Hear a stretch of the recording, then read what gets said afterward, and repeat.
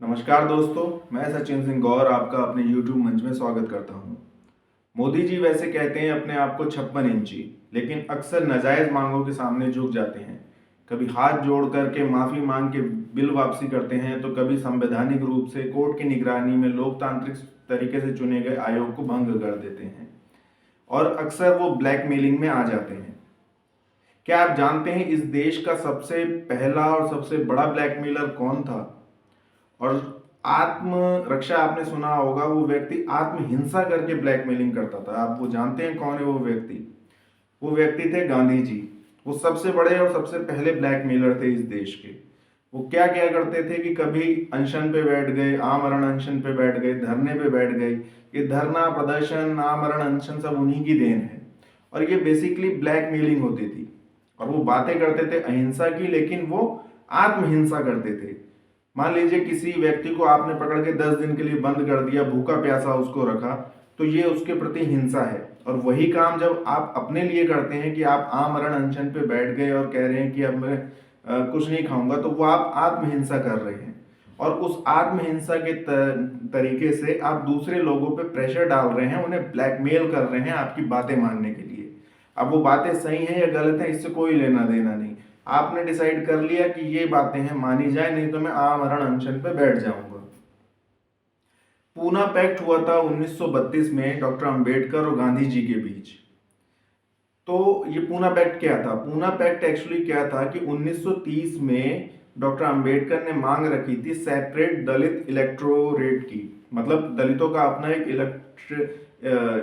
Election का system होगा जिसमें दलित ही कैंडिडेट होगा और दलित ही उसको वोट करेंगे, क्योंकि उनको लगता था कि अगर नॉर्मल तरीके से गए तो बाकी हिंदू उनके दलितों के अधिकार उनको नहीं देंगे। और इस मांग को अंग्रेजों ने मान लिया था। तो गांधी जी को ये सही नहीं लगा, तो वो धरने पे बैठ गए, आमरण अनशन पे बैठ गए। और जब गांधी जी आमरण अनशन पे बैठ गए तो मीडिया में उस समय जो अखबार वगैरह थे उनमें छपने लगा कि गांधी जी का मतलब स्वास्थ्य गिर रहा है, तो मौत हो सकती है, और इस तरह की बातें छपने लगी। लोग भी बोलने लगे। मतलब डॉक्टर अंबेडकर के ऊपर एक जबरदस्त प्रेशर बना दिया गया और उसको वो उसके सकम्ब कर गए। और मतलब कि उसके प्रेशर को वो, उनको लगा कि प्रेशर में आ गए, मतलब वो, और प्रेशर में आने के बाद उन्होंने वो मान लिया कि दलितों का सेपरेट इलेक्टोरेट सिस्टम नहीं होना चाहिए। और उन्होंने उस जो उनके बीच की संधि थी उस पर हस्ताक्षर कर दिए। यही पूना पैक्ट है। क्योंकि गांधी जी पूना में यरवड़ा जेल में शायद वो ये अनशन कर रहे थे, तो पूना में ये संधि हुई थी, इसीलिए इसको पूना पैक्ट कहते हैं। तो ये ब्लैकमेलिंग थी सीधी सीधी, और अंबेडकर को इस ब्लैकमेलिंग में आना पड़ा। और पूना पैक्ट पे साइन करने के बाद डॉक्टर अंबेडकर ने कहा कि मैं गांधी जी के ना तो बातों से सहमत हूं, ना तर्कों से सहमत हूं, लेकिन मैं नहीं चाहता कि मेरे कारण कोई बूढ़ा आदमी भूखा प्यासा मर जाए, इसलिए मैं ये मांगे मान रहा हूं। तो मतलब सीधी सीधी ब्लैकमेलिंग थी और कुछ नहीं थी। तो इसी तरह की ब्लैकमेलिंग अब शुरू होने लगी है। अब ये ब्लैकमेलिंग शुरू करी केजरीवाल ने धरना प्रदर्शन करके, और एक दूसरा गांधी पकड़ लाया अन्ना हजारे के रूप में। अब वो दूसरा गांधी कहाँ है, अन्ना हजारे कहाँ है, कहीं आता पता नहीं है। ना तो देश से भ्रष्टाचार खत्म हुआ, ना किसी भी तरीके से कोई चीज ठीक हुई। अब आप देखिए, वो धरना प्रदर्शन करने वाला व्यक्ति जो केजरीवाल था, जो कि सामान्य तरीके से राजनीति में एक विधायक भी नहीं बन पाता, वो दिल्ली का सीएम बन गया 2 बार इन्हीं धरना प्रदर्शनों के बल पे। और सीएम बनने के बाद उसने क्या किया, वो जन लोकपाल बिल की मांग के साथ आया था वो बंदा, और वो जन लोकपाल बिल कहीं मतलब लाए ही नहीं। और जो लाए भी वो इतना लचर लाए कि उसकी कोई वैल्यू नहीं थी। उसने कहा मैं सुरक्षा नहीं लूंगा, घर नहीं लूंगा, किसी तरह की फैसिलिटी नहीं लूंगा, गाड़ी नहीं लूंगा, सारी चीजें ली। और जो चीजें पहले से लेते आ रहे थे लोग, उससे ज्यादा बड़ी और ज्यादा महंगी ली। मतलब एक फ्रॉड करा, एक तरीके से मूर्ख बनाया लोगों को। तो धरना प्रदर्शन देने का मतलब ये नहीं है जो धरना प्रदर्शन कर रहा है वो बहुत ही आदर्शवादी और सत्यवादी और राजा हरिश्चंद्र की औलाद है। फ्रॉड लोग भी ऐसा करते हैं, और अक्सर फ्रॉड लोग ही करते हैं। आदर्शवादी लोग कभी इस तरह की हरकतें नहीं करते कि वो आत्महिंसा करके दूसरों को ब्लैकमेल करें। ये ब्लैकमेलिंग का ही एक सीधा सीधा तरीका है अपनी बात मनवाने के लिए। अब यही चीजें किसान आंदोलन में करी गई। टिकैत साहब आ गए, बैठ गए, 1 साल उन्होंने कितना परेशान करा लोगों को, पूरा हाईवे जाम करके रोने धोने लगे जब हटाने की बातें आई। अब मोदी जी पसीज गए या आ जाते हैं वो भी प्रेशर में। तो फिर आ गए प्रेशर में और हाथ जोड़ के माफी मांग के बिल वापस ले लिए। यही काम फिर इन पहलवानों ने करना शुरू कर दिया। पहले इन्होंने कहा कि बृजभूषण के खिलाफ एफआईआर की जाए, एफआईआर हो गई। फिर इन्होंने कहा कि चार्जशीट दाखिल की जाए, चार्जशीट हो गई।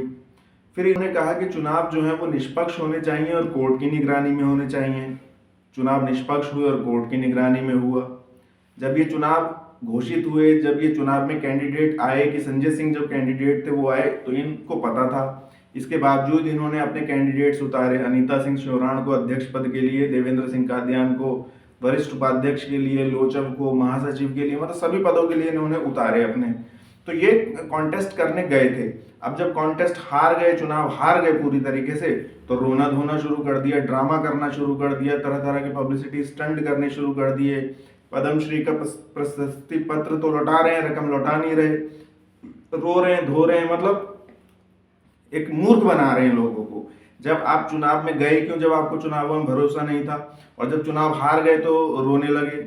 ये तो मतलब बड़ी अजीब बात है। ये तो इस तरह हुआ कि आप कोई मैच खेलने गए, क्रिकेट मैच खेलने गए, और पहले तो आपको पता है टीम तगड़ी है लेकिन फिर भी चले गए, और जब हार गए तो आपने रोना धोना शुरू कर दिया कि हम तो नहीं मानते, इसको टॉस गलत किया गया, मौसम सही नहीं था, मैच रद्द करो। तो ये इस तरह की बातें हैं, इतनी बचकानी बातें हैं। और मोदी जी इस तरह की बातों में आ जाते हैं और उसको संघ को उन्होंने, जो कुश्ती संघ था उसको भंग कर दिया। अब ये बताइए, अगर कोई आरोप लगाने से आप उसको भंग कर दोगे, तो मोदी सरकार को पिछले 10 साल से आरोप लग रहे हैं कि ईवीएम में फ्रॉड कर रहे हैं, तो आप ये सरकार क्यों नहीं भंग करते? और किसी गलत फैसला अगर उन्होंने लिया भी मान लीजिए, तो आप उनकी फटकार लगाता खेल मंत्रालय, उसको निरस्त करने का क्या मतलब है?